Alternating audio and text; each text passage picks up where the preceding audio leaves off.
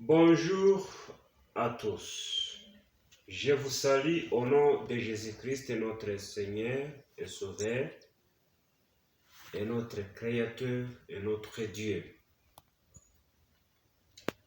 C'est avec une grande joie de partager avec vous tous la parole de Dieu. C'est une occasion favorable pour moi de pouvoir être avec vous pour ce temps-ci, enfin d'écouter la parole de Dieu ensemble. Je remercie le grand Dieu qui nous donne la vie, qui nous prête la vie et qui nous donne la force et la manière dont on doit partager la parole de Dieu au moyen de YouTube.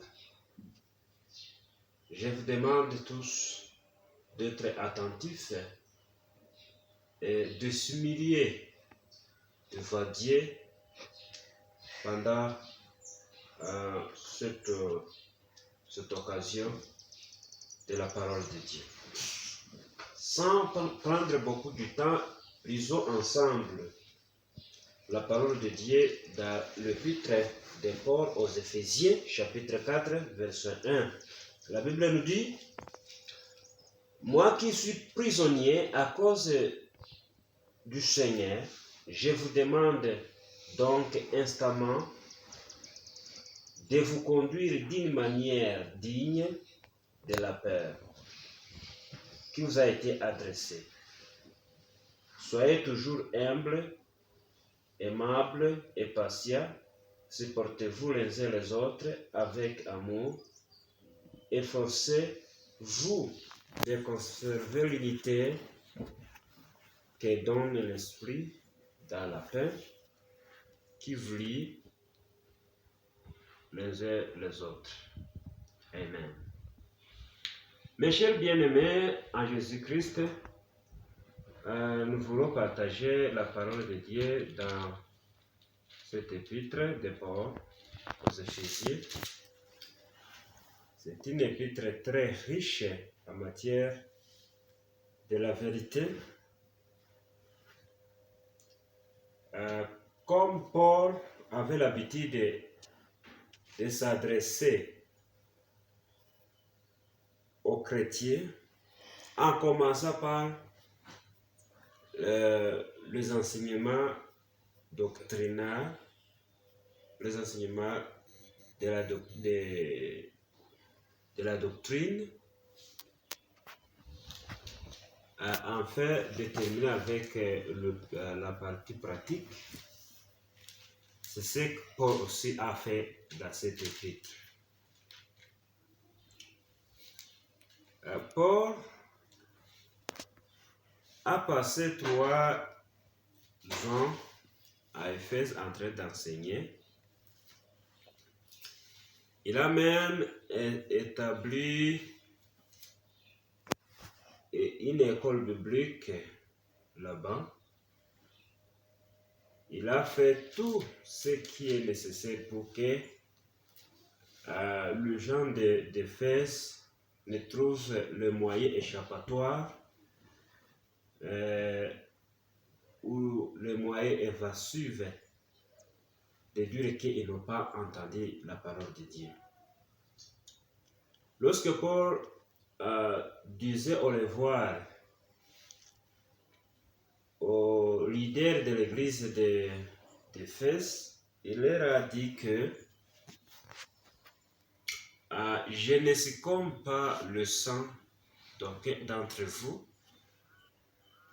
parce que j'ai passé les nuits et les journées en train de vous dire, de vous parler, de vous exhorter en parole de Dieu. Lorsqu'il a écrit, c'est comme si il a voulu expliquer convenablement l'œuvre de notre Seigneur du salut. Il a commencé le premier chapitre avec une prière de remerciement. Il a remercié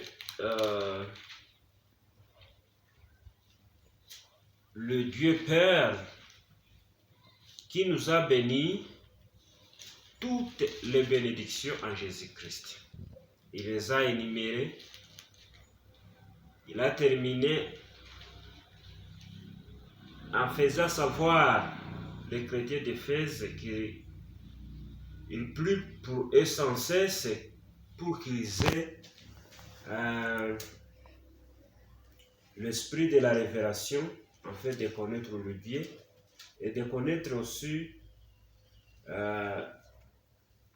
l'espérance de leur appel et la gloire de leur appel. Il a aussi prié pour qu'ils connaissent, qu'ils expérimentent la puissance qui surpasse l'entendement de l'homme, la grandeur des puissances de Jésus-Christ, de Dieu, qu'il donne à ceux qui croient en lui. Le chapitre 2, en chapitre 2, il a dit que Dieu nous a sauvés par sa grâce et nous étions morts, nous étions éloignés de Dieu, nous étions loin, nous étions des enfants du diable, nous étions des rebelles envers Dieu.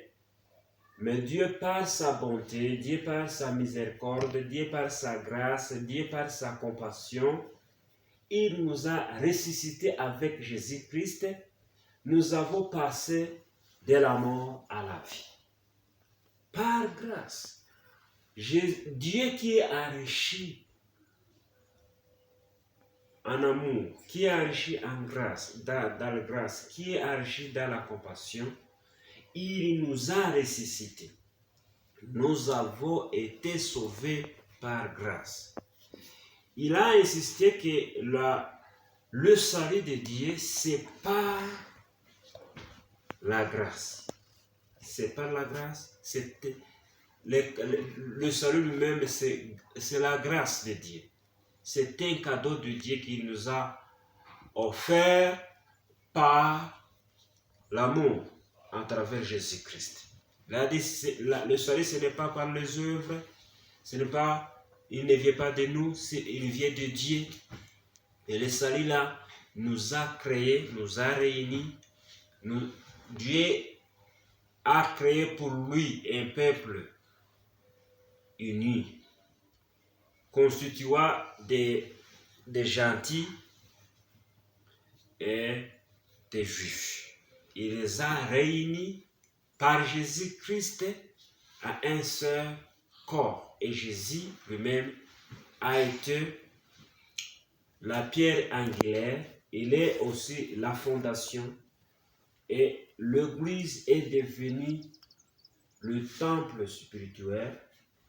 L'Église est devenue la maison spirituelle où habite le Saint-Esprit. Et chaque chrétien lui-même étant la maison de Jésus, ou la maison du Saint-Esprit.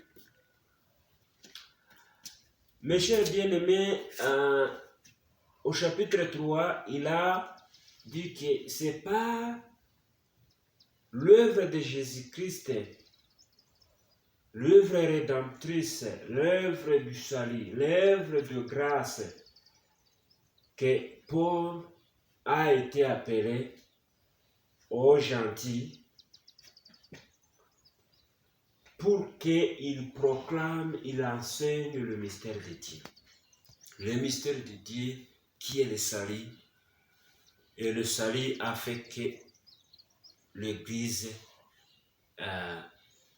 soit née. Alors, comme nous le voyons ici en chapitre 2, Paul a dit que le chrétien, l'Église, c'est un peuple nouveau, c'est une nouvelle société, c'est un peuple que Dieu a créé pour lui-même. Et Paul les a appelés que Dieu a créé un homme. C'est comme une seule personne que Dieu a créé. Il a fait une personne. La Bible nous dit, nous étions des ennemis, nous étions séparés avec les Juifs, mais il nous a appelés à être une seule société nouvelle, liée par le croix. Quand vous lisez chapitre 2, verset 14, il dit, car nous lui devons notre paix. Il a en effet instauré l'unité entre les Juifs et les non-Juifs, et a battu le mur qui les séparait. En livrant son corps à la mort, il a annulé les effets de ce qui faisait des ennemis, c'est-à-dire de la loi. La particularité des Juifs était la loi. Les commandements, les règles qu'ils avaient, ils faisaient un peuple spécial, une société spéciale, distinguée des autres. Alors, lorsque Dieu a offert son Fils unique, et le Fils unique a détruit par sa croix l'inimité, la diversité entre les Juifs et les non-Juifs. Il a fait un peuple. La Bible nous dit qu'il voulait aussi réconcilier les uns les autres avec Dieu et les unir à un seul corps en supprimant par sa mort sur la croix. Il faisait des ennemis, ainsi il est venu annoncer la paix à vous qui étiez loin et la paix à qui était proche. Car grâce à lui, nous avons l'accès les uns comme les autres auprès du Père par le même esprit. Alors, ce que nous avons voulu parler aujourd'hui, même si nous avons tardé à expliquer beaucoup de choses, nous voulons parler sur la paix de ces peuples, la paix ou la vocation du peuple de Dieu, qui est parlé ici au chapitre 4, verset 1 jusqu'à 16. Je voudrais vous dire, mes frères, que notre appel est d'atteindre l'homme fin. Nous avons été appelés pour être les enfants de Dieu. Et les enfants de Dieu sont appelés d'atteindre l'homme fin. Qu'est-ce que l'homme fin? L'homme fin, selon les Écritures ici, c'est l'homme adulte à un stade où se manifeste toute la plénitude qui nous vient de Christ. Un homme fait selon la Bible, c'est l'homme à la mesure de la stature parfaite de Jésus-Christ. Voilà notre appel. Chaque pasteur est appelé à la mesure de la stature parfaite de Jésus-Christ. Chaque évangéliste est appelé à la mesure de la stature parfaite de Jésus-Christ. Chaque prophète est appelé à la mesure de la stature parfaite de Jésus-Christ. N'importe qui dans le corps de Jésus-Christ, n'importe qui fait partie de la nouvelle société, d'un nouvel peuple créé par le croix, créé par Jésus-Christ, créé par le salut, est appelé à la mesure parfaite de Jésus-Christ. Comment y atteindre? Comment y arriver?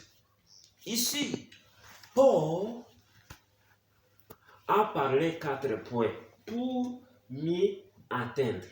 Il a dit, je vous exhorte, je vous supplie,